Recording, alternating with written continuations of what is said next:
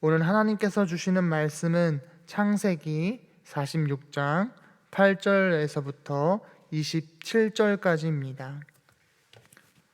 창세기 46장 8절에서 27절까지의 말씀. 제가 가지고 있는 성경으로는 구약 성경 73페이지에 있습니다.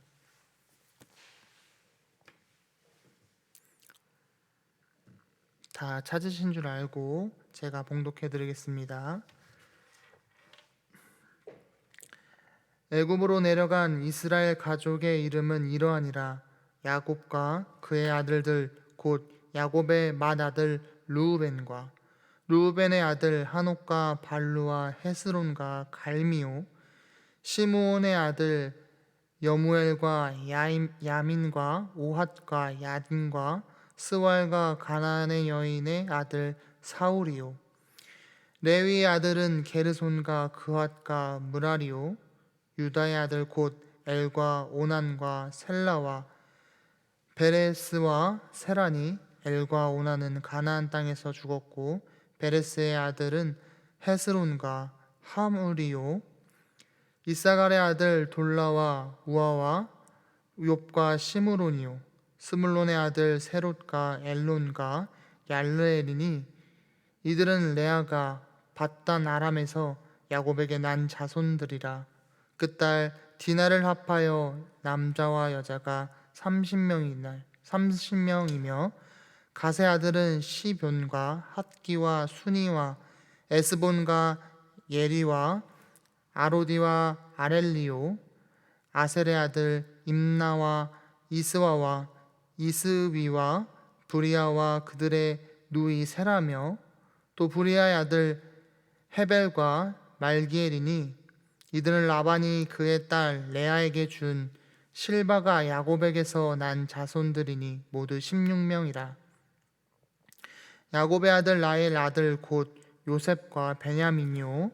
애굽 땅에서 온 제사장 보디베라의 딸 아스낫이 요셉에게 낳은 므낫세와 에브라임이요. 베냐민의 아들 곧 벨라와 베겔과 아스벨과 게라와 나아만과 에히와 로스와 문밉과 훔빕과 아르디니 이들은 라헬이 야곱에게 낳은 자손들이니 모두 14명이요. 단의 아들 후심이요. 납달리의 아들 곧 야스엘과 구니와 예셀과 실렘이라. 이들은 라반이 그의 딸 라헬에게 준 비라가 야곱에게 낳은 자손들이니 모두 7명이라.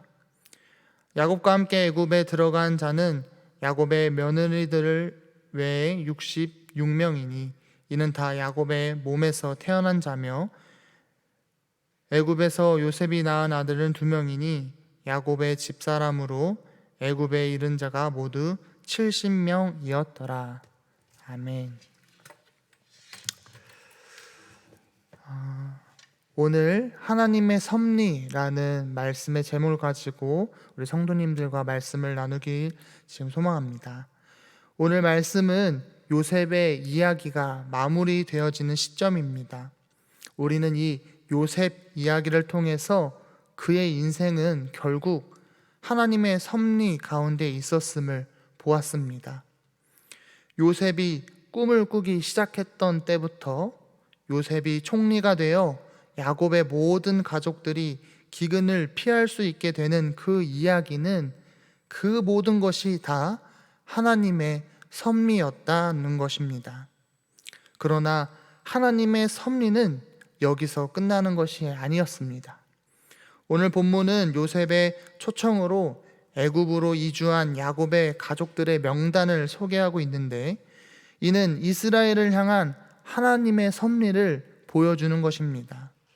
그러면 이 본문이 오늘날 우리에게 어떠한 교훈을 주는지 함께 살펴보겠습니다. 오늘 하나님께서 주시는 말씀이 우리에게 주는 첫 번째 교훈은 하나님의 섭리는 이미 시작되었다는 것입니다. 본문의 시작이 8절을 보시면 애굽으로 내려간 이스라엘 가족의 이름은 이러하니라 라고 기록되어 있습니다. 여기서 야곱을 이스라엘로 기록하고 있는 것입니다.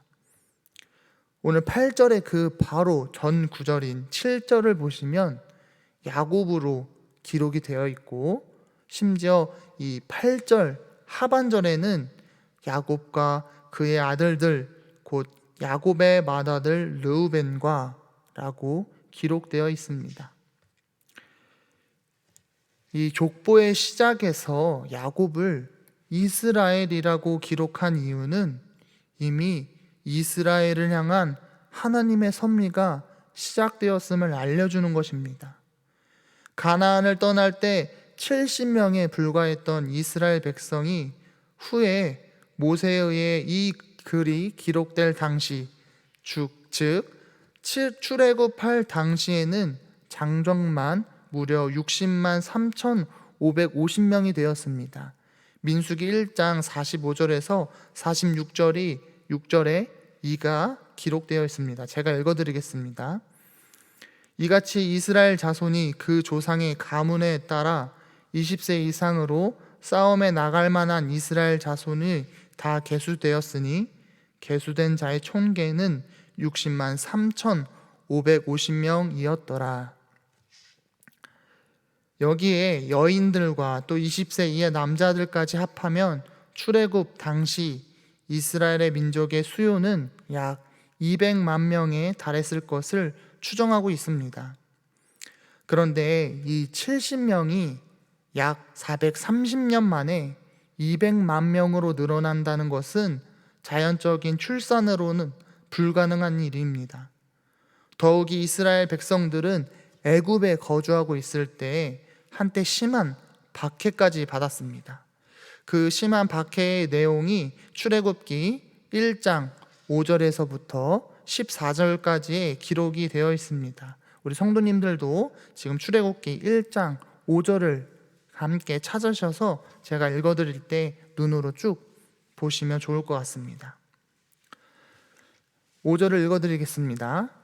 야곱의 허리에서 나온 사람이 모두 70이요 요셉은 애굽에 있더라. 요셉과 그 모든 형제와 그 시대의 사람들은 다 죽었고 이스라엘 자손은 생육하고 불어나 번성하여 매우 강하여 온 땅에 가득하게 되었더라. 요셉을 알지 못하는 새 왕이 일어나 애굽을 다스리더니 그가 그 백성에게 이르되 이 백성 이스라엘 자손이 우리보다 많고 강하도다. 자, 우리가 그들에게 대하여 지혜롭게 하자. 두렵건대 그들이 더 많게 되면 전쟁이 일어날 때에 우리 대적과 합하여 우리와 싸우고 이 땅에서 나갈까 하노라 하고 감독들을 그들 위에 세우고 그들에게 무거운 짐을 지어 괴롭게 하여 그들에게 바로를 위하여 굳고 성 비돔과 라암셋을 건축하게 하니라. 그러나 학대를 받을수록 더욱 번성하여 퍼져나가니 애굽 사람이 이스라엘 자손으로 말미암아 근심하여 이스라엘 자손에게 이를 엄하게 시켜 어려운 노동으로 그들의 생활을 괴롭게 하니 곧 흙 이기기와 벽돌 굽기와 농사의 여러 일이라. 그 시킨 일이 모두 엄하였더라. 이렇게 기록되어 있습니다. 이 70명이었던 이스라엘 자손은 약 430년 만에 애굽에서 두려워할 정도로 번성하고 매우 강하게 되었습니다. 그래서 애굽은 그들에게 엄한 일을 시켜서 그들의 번성을 막으려고 했으나 12절에 보시면 오히려 더 번성하게 되었음을 알 수 있습니다. 그래서 애굽에서 내린 정책이 무엇입니까? 남자아이가 태어나면 모두 죽이는 정책을 핍니다. 그럼에도 불구하고 이스라엘 민족은 심히 번성하게 됩니다. 이는 하나님께서 놀랍게 축복하셨음을 또한 섭리하셨음을 보여줍니다. 하나님께서는 요셉을 향한 섭리를 요셉에서 끝낸 것이 아닙니다. 이후 하나님의 백성이라고 불리우는 이스라엘 백성들을 향한 섭리를 이미 시작하셨다는 것입니다. 사실 더 정확하게 말하자면 요셉의 아버지 야곱을 통해서 또 야곱의 아버지 이삭을 통해서 또 이삭의 아버지 아브라함을 통해서 이스라엘 백성들을 향한 하나님이 계획을 준비하셨다는 것입니다. 그 섭리는 이스라엘 백성들을 관통하여 오늘날 이르러 지금 여기 계시는 우리 성도님들을 향하고 있습니다. 우리를 향한 하나님의 섭리는 역사의 시간을 뚫고 이미 시작되었고 또 이미 계속 이루어지고 있습니다. 우리는 하나님의 섭리에 반응하고 또 그 섭리에 동참해야 합니다.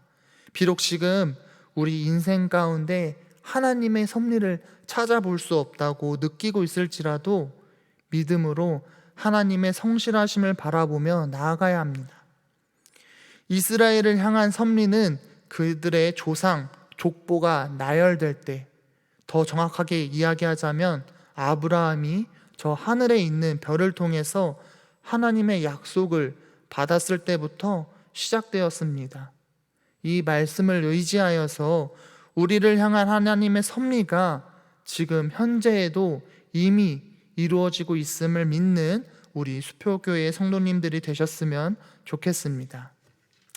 본문이 우리에게 주는 교훈 두 번째는 하나님의 섭리는 모든 이들을 향한다는 것입니다. 본문은 야곱과 함께 애굽으로 내려간 사람들의 명단을 제시하는데 네 부류로 나열합니다. 먼저 레아가 낳은 아들과 그 자녀들을 소개하고 그 다음에는 실바가 낳은 아들과 그 자녀들을 소개합니다.